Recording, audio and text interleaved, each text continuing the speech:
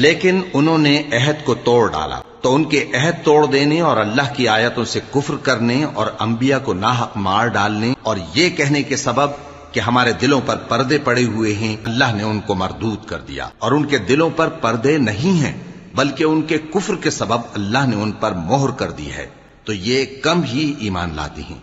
और उनके कुफ्र के सबब और मरियम पर एक बुहतान अजीम बांधने के सबब और ये कहने के सबब कि हमने मरियम के बेटे ईसा मसीह को, जो अल्लाह के पैगंबर कहलाते थे, कत्ल कर दिया है। अल्लाह ने उनको मलून कर दिया, हालांकि उन्होंने ईसा को कत्ल नहीं किया और न उन्हें सूली पर चढ़ा पाए, लेकिन उन लोगों को उनकी सी सूरत मालूम हुई। और जो लोग उनके बारे में इख्तिलाफ करते हैं वो उनके हाल से शक में पड़े हुए हैं और गुमान पर चलने के सिवा उनको इसका मुतलक इल्म नहीं। और उन्होंने ईसा को यकीनन कत्ल नहीं किया, बल्कि अल्लाह ने उनको अपनी तरफ उठा लिया और अल्लाह गालिब है, हिकमत वाला है।